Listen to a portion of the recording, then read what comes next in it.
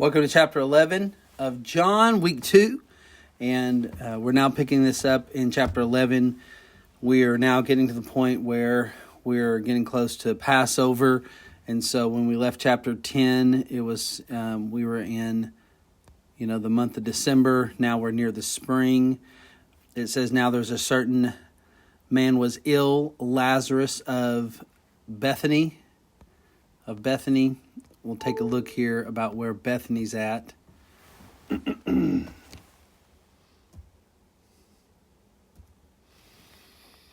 if I can get over to it here. Kind of show you where Bethany's at. You see Judea right here. You see this region here at the bottom in the orange. You see Jerusalem here, right in the middle there of the orange color of Judea, that region. You see southeast of it, that's Bethany. That's where most of this takes place here, is Bethany. Notice how close it is to Jerusalem. And this area of Judea, this gets us closer to Jerusalem. And the closer Jesus is to Jerusalem, the hotter things get. And the closer we're getting now closer to the cross. Half of the book of John has been leading up to this point, and then the rest of the book of John is really getting more towards the last week of his life. But that's how the other gospel writers are as well. Notice the gospel writers don't spend as much time on the infancy, and you have just a little bit about around when he was 12 years old. And some people wonder, why don't we have more information about when he was a child or a teen? But remember, these are gospel accounts, right? And what is the gospel? It's the life, death, burial, resurrection of Jesus. And so the gospel is trying to really get to the core of it, of him accomplishing our salvation. That's why most of the gospels, Matthew, Mark, Luke, and John, spend most of their narrative on the final week of Jesus, towards the end. Okay, so a certain man was ill, Lazarus of Bethany, the village of Mary and his sister Martha. It was Mary who anointed the Lord with ointment and wiped his feet with her hair, whose brother Lazarus was ill.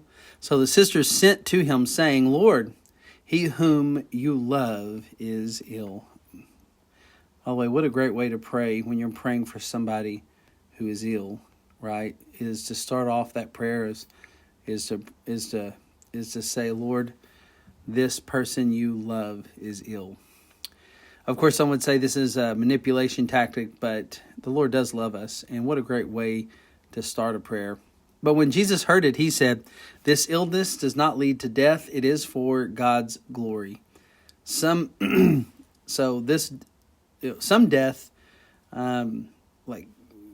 death isn't always bad for God.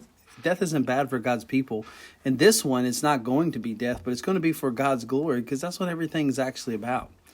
He says it's for the glory of God, so that the Son of God may be glorified through it.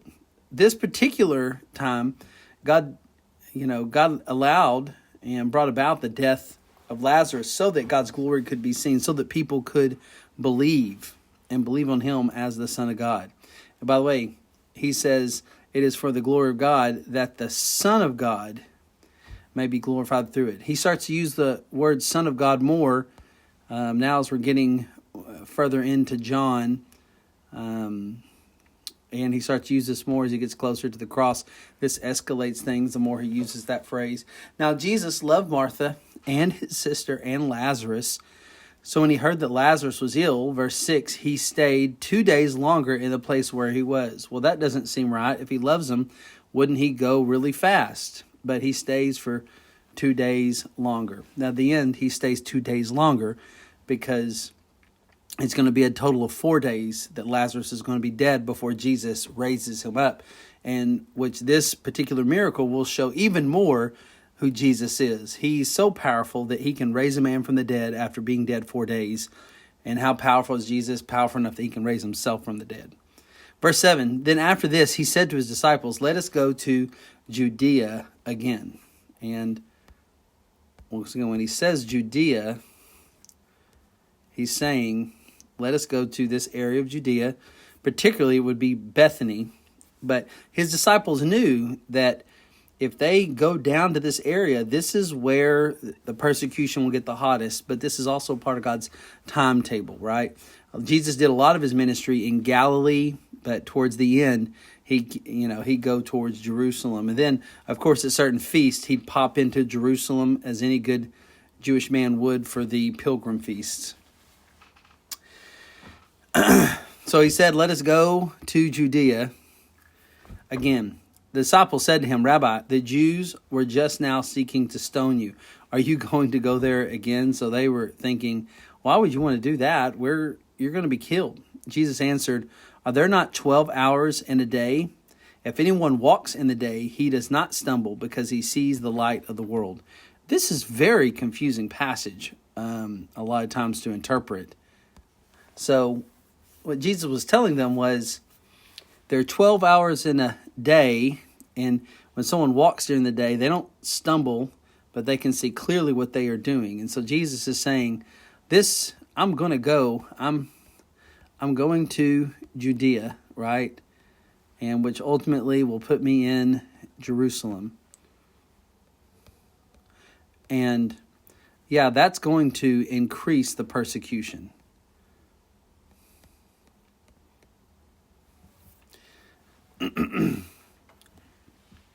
I probably could write a lot neater than that, but I'm doing this with just my finger, so I gotta get back out the Apple Pencil here.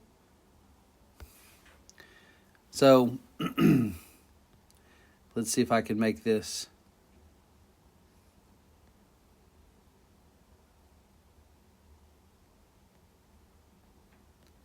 That's a little bit better. So here's what he's saying. 12 hours in a day. If anyone walks in a day, he does not stumble, but sees the light of the world. He's saying, I'm going to Judea.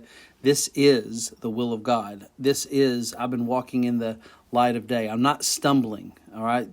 This is God's will. It's time for me to do the final countdown of this messianic clock, which is going to lead me to Jerusalem, which is going to lead me to the cross, right? Eventually.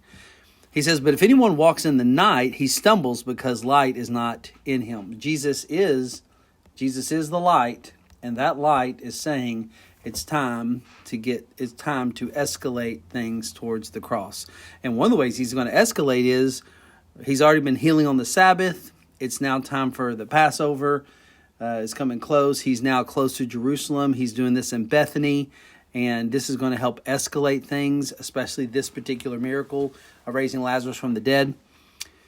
Verse 11, after these things, he said to them, our friend Lazarus has fallen asleep, but I go to awaken him. I love that, although, yes, Lazarus was dead, but he says he's really just asleep. The truth is that kind of euphemistic language is what happens with God's people. When we die, we actually are just asleep. For instance, my father died last summer. My father actually is not dead. He is really just fallen asleep. His soul is with the Lord, and that God will bring back those dust, all those ashes that sit in the box at the house. God will bring those ashes together, and we'll meet him in the air. And so he will have a glorified body. He is just fallen asleep. What a great way to describe the saints. This is how the death of a saint is described over in 1 Thessalonians. So he said, his disciples said to him, Lord, if he has fallen asleep, he will recover. They just thought, yeah, if he gets some sleep, he'll be okay. That's great. They didn't quite understand what Jesus was communicating. Verse 13, now Jesus had spoken of his death, but they thought that he meant taking rest in sleep. Then Jesus told them plainly, Lazarus has died. And for your sake, I am glad that he was not here, so that you may believe. Remember, this is the gospel of belief, the gospel of John. And so Jesus says, this is going to help increase your faith. Jesus wants us to believe, not only in him for salvation, but believe in him. And so he wants to increase plus the disciples' faith. And so this one's surely going to do it.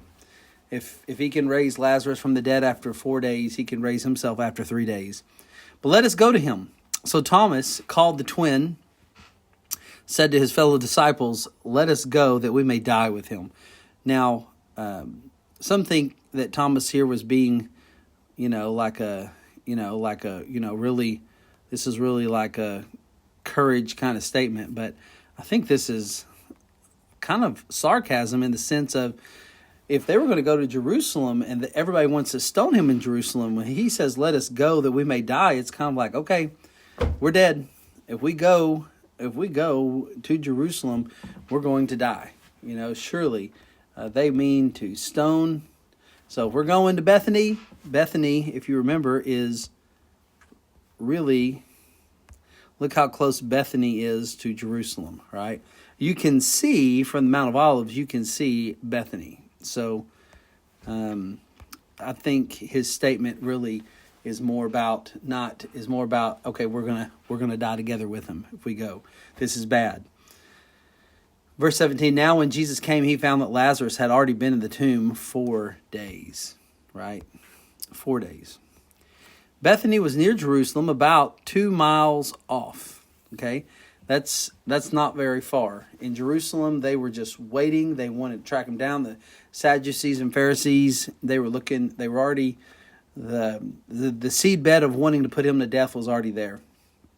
Bethany was near Jerusalem, about 2 miles off, and many of the Jews had come to Martha and Mary to console them concerning their brother. So there are lots of people from all around, particularly maybe even some people from Jerusalem. So when Martha heard that Jesus was coming, she went and met him. But Mary remained seated in the house. And Martha said to Jesus, Lord, if you had been here, my brother would not have died. Now, this is the third person that Jesus raises from the dead. Now, some people say, what's the difference between this guy's resurrection and Jesus' resurrection? Well, Lazarus' resurrection was not a resurrection to eternal life. It was a resurrection back to life, but he died again. But Jesus' resurrection is different. It was an eternal resurrection, never to die again. But this is miraculous. And Martha knows that Jesus could raise him from the dead, but now that it's been so long, Martha's thinking there's no way that he can actually raise him from the dead. It's just been too long. They believed in their day that when someone died, the spirit, that your spirit would just hang around for 3 days, and that after day 3, the body starts to kind of set in and the face starts to sink in, look like it's going to die, and then they believe that's when the spirit would leave. It would kind of recognize it. Okay, so for her, it was, hey, my brother's dead. It's been 4 days. If you would have been here. It's interesting that that she met him out there and not at the house. Maybe she was trying to keep him further away from Jerusalem at this time, as Thomas and the disciples already kind of thought, like, this is not going to be good because the persecution gets greater the closer we get to Jerusalem. Verse 22, but even now I know that whatever you ask from God, God will give you. And Jesus said to her, your brother will rise again. Martha said to him, I know that he will rise again in the resurrection on the last day. Now, let me just give a 5-star answer to Martha here, that a lot of times Jesus says things like, remember at the woman at the well, I have living water, or he says to Nicodemus, you must be born again. And they were thinking just in the kind of a less spiritual realm, but Jesus meant those to be spiritual truths. Yet here, she's quoting, when she says this, she's thinking of Daniel chapter 12, right? So this woman is being a woman of the text of Scripture. So let's commend her for a spiritual response. But yet Jesus actually this time opposite had something very earthly. He was going to resurrect him, although still very miraculous. Verse 25, Jesus said to her, I am the resurrection and life. Whoever believes in me, though he die, yet shall he live. This is what happens. If you're in Christ, you might die, but you will live. This also lets you know that when you die, you don't just sit in a grave. Your soul is with the Lord, right? You die, you will live if you believe. Do you believe? Verse 26, and everyone who lives and believes in me shall never die. Do you believe this? She said to him, yes, Lord, I believe that you are the Christ, the Son of God who is coming into the world. That's a good confession. When she had said this, she went and called her sister Mary, saying in private. Now, some people wonder, why is she saying it to her in private? Well, I think once again, remember, we're dealing with things have ramped up quite a bit. They want to stone him in Jerusalem for healing on the Sabbath day and making him and telling people he's God, and and remember Jerusalem, Bethany. Look how close it is to Jerusalem. That she, and the very fact that there's so many Jewish people there, right? That she pulls her way privately, more than likely to protect Jesus. And her thought is, if these people all know that if Jesus comes here into this residence, more than we're going to know, and they're going to report it back, and then people from Jerusalem are going to be coming here, and let's just keep this kind of private. So she pulls her aside privately and says, the teacher is here and he's calling you. And when she heard it, she rose quickly and went to meet him. So she went out to meet him. Of course, this kind of backfires because everybody just follows her out towards him. Now, Jesus had not yet come into the village, but was still in the place where Martha had met him. And when the Jews who were with her in the house, consoling her, saw Mary rise quickly and go out, they followed her, supposing that she was going to the tomb to weep. So they thought they were just going to follow her and to kind of help console her. But actually, her meeting, she met Jesus. Of course, that brought another crowd, a crowd of which Martha was trying to avoid, and Mary understood that as well. Verse 32, now when Mary came to where Jesus was, and saw him, she fell at his feet, saying, Lord, if you had been here, my brother would not have died. So she at least believes that if Jesus was there, that he could have raised from the dead. But she's now kind of saying, surely, not more than 4 days. So if you would have been here, he could have been raised from the dead. Of course, Jesus can raise you from the dead day 1 or raise you from the dead day 4. He's God. He can do what he wants. When Jesus saw her weeping, and the Jews who had come with her also weeping, he was deeply moved in his spirit and troubled greatly. Right? By the way, this is not typical of any kind of deity in their kind of world, that our God is not some stoic God, not like the gods who are capricious and angry, like the gods of Greek mythology, but we serve one true God who sympathizes with us, right?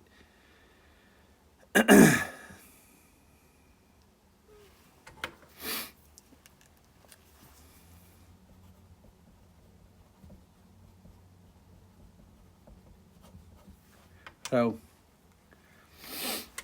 okay, hold on here. My screen's not working very well. Here, give me 1 second here. I gotta fix it here.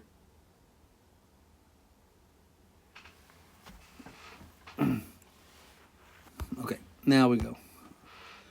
Okay, so keep going to verse 34. Oh, hold on here.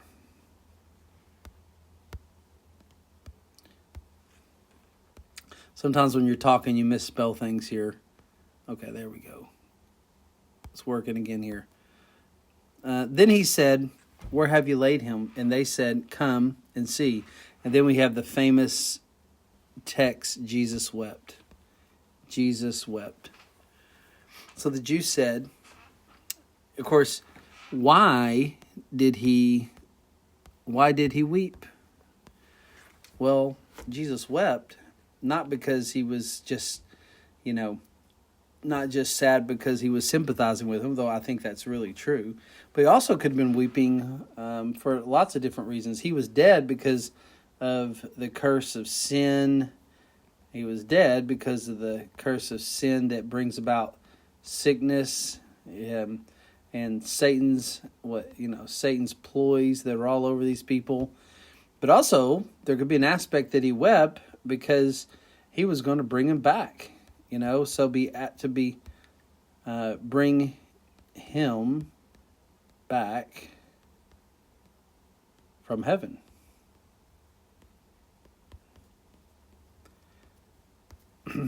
So Lazarus is with the Lord, and he could have wept for several reasons. Not only the sympathy, but not that alone. sin, sickness, Satan, all the curse and results of the fall, but also bring him back from heaven. And so, if someone's in heaven, why would you ever want to bring them back? That'd be, if you hear that I'm dead and I'm in heaven with the Lord, please do not pray that I would be brought back, So that could be all these reasons why he wept. So the Jews said, see how he loved him? What a great testimony that this is what the one true God is described as, one who loves his people. So some of them said, could not he have opened the eyes of the blind man, also kept this man from dying? So they're remembering John 9, when the man who was born blind. Then Jesus, deeply moved again, came to the tomb. It was a cave, and a stone lay against it. Jesus said, take away the stone. Martha, the sister of the dead man, said to him, and this, really, we almost need the King James Version. So those of you who are raised up in church kind of remember this. Martha, the sister of the dead man, said to him, Lord, by this time there will be an odor. The old King James Version, if you know it, it says, surely he stinketh by now. That really catches the flavor of what we all remember who've read the King James. For he's been dead 4 days. So 4 days, you would have a pretty pungent odor. And so, of course, what a great testimony that this odor that occupied this dead body is not an odor as he comes out of the grave, in the sense that he's not decayed anymore.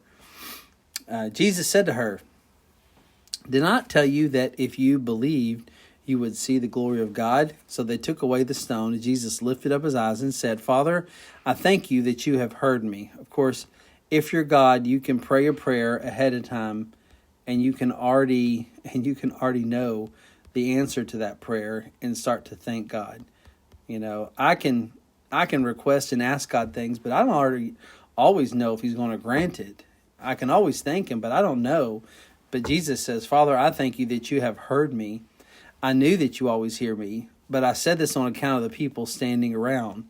So this is all for their benefit, so that they can believe on him, that they may believe that you sent me. And he said these things, he cried out with a loud voice, Lazarus, come out. There's some commentators that say that if he wouldn't have said the word Lazarus, if he would have just said the word come out, there'd be all these dead people, right? Just walking around. So I think it's a humorous thought. The man who had died came out, his hands and his feet bound with linen strips and his face wrapped with cloths. Jesus said, unbind him and let him go. Just a kind of an application.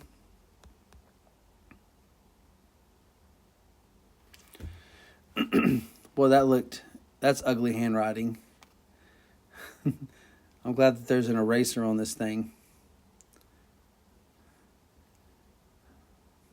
Here, I'll just abbreviate that. I got ugly handwriting here. But here's a great application. He said, unbind him, let him go. And basically, it's like you got to take the grave clothes off of him. When a person comes to Christ, they need to take the grave clothes off, and they need to put on the grace clothes. And so, take them off. Take those dead rags off. Jesus wants, if you come to Christ and you've come to know him, he wants you to take off the grave clothes. He wants to take off what you used to be and put him on. Verse 45, many of the Jews, therefore, who had come with Mary and had seen what he did, believed in him. Of course, once again, that's John's goal. And that's the goal of Jesus' ministry, that they would believe in him. But some of them went to the Pharisees and told them what Jesus had done. And the very thing that Martha and Mary were trying to avoid, that exactly happened. They went and told the Pharisees what Jesus had done. And this, in the end, it's going to escalate things, right? All the way to the cross. So the chief priests and the Pharisees gathered the council and said, what are we to do? For this man performs many signs. If we let him go like this, everyone will believe in him. It was interesting. The same sun that melts the wax hardens the clay. And these, can we not deal with the fact that this man who has been dead for 4 days is now alive? And yet they're more concerned about their own country. They're so nationalist in a sense that they couldn't rejoice over some miracle. They just want to get rid of Jesus. And what they're concerned is, right here in verse 48, that Rome will come after him. It says, if we let him go on like this, everyone will believe in him. And if everyone believes in him, the Romans will come and will take away our place in nation. They wanted to protect their assets.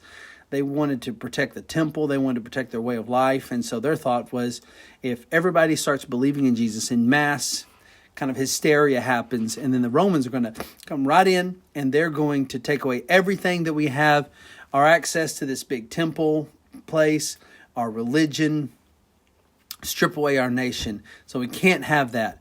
And so, I mean, this is still somewhat mind-boggling that a man who was clearly dead, and everybody knows it, for 4 days, is raised from the dead, and you're still more focused on, let's get rid of the miracle worker here. But this is what happens when people are not in Christ. The same sun that melts the wax hardens the clay. And for some, it caused them to harden. The ones who went and told the Pharisees were hardened by the sun. The ones who just believed were softened by the sun. But one of them, Caiaphas, the high priest that year, said to them, you know nothing at all. By the way, we're not going to say Caiaphas is a positive. Although he is the high priest, at this point, it was a corrupt office, right? And so Caiaphas is saying something that's kind of true, a true prophecy, but he's not a good man here, right? So one of them, Caiaphas, who was the high priest that year, said to them, you know nothing at all, nor do you understand that it is better for you that one man should die for the people and not that the whole nation should perish. Notice, he doesn't say that one man should die for the sins, right? He doesn't say that. What he's saying is, instead of all these people coming out to believe in this Messiah, what would be better is we got to kill this Messiah. Because if he dies, then we won't lose the whole nation. Verse 51, he did not say this of his own accord, but being the high priest that year, he prophesied that Jesus would die for the nation. Remember, he did prophesy, but it was right, but it's not like he was pro-Jesus on this. And not for the nation only, but also to gather into one the children of God who are scattered abroad. For from this day on, they made plans to put him to death. This is not a positive thing. Jesus, therefore, no longer walked openly among the Jews. He hid himself because there was a timetable that God was going to choose and would come during the Passover feast, and not a moment too sooner. Jesus willingly came to the cross. No one, although he used man for the pathway to the cross, no one forced him to the cross. It was of his own sovereign decree. It says in verse 54, but he went there to the region near the wilderness, to the town Ephraim. So we can put here, you see Ephraim right here. So now this is where Jesus goes, tries to get away from the crowd. So he leaves Bethany and goes up to Ephraim. You can kind of see it right here at the top of Judea, at that region of Judea.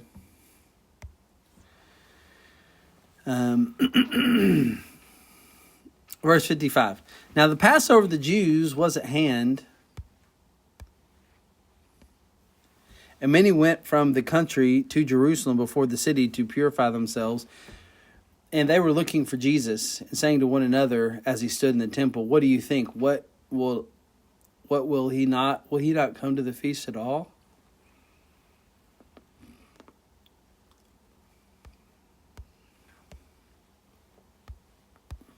Now the chief priests and the Pharisees had given orders that if anyone knew he was there, that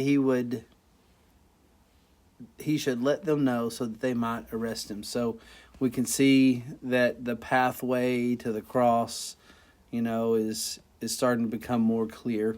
And as he gets closer to Jerusalem and spends more time there, that this will help to escalate things. So he He kind of gets away for a little bit and goes up here to Ephraim. Completely understandable. It's not that Jesus was afraid of dying. That there was a timetable that is sovereign God. He's decided when the cross is going to happen. So John chapter 11 has so many great ideas and thoughts. The great thing is we have a God here that is the resurrection and the life. That's the God we serve, a resurrected God. And if Jesus could raise Lazarus after 4 days, he can raise himself in 3 days. And this shows once again that Jesus is God, and it escalates anger towards him in such a way that that people could cooperate to put this guy on the cross, that these Jewish religious leaders would pay the money to Judas to betray him. And so all these things that Jesus is doing, it's kind of the weird thing here is that, Jesus is over here, he's basically, in this story, he's bringing, Lazarus back alive, right? But in the pathway of bringing Lazarus back alive, he's actually bringing closer his own death, right? And so, by the way, isn't that still what happens, is that we become alive because of the death of Jesus? Okay, we'll see you next time for John chapter 11.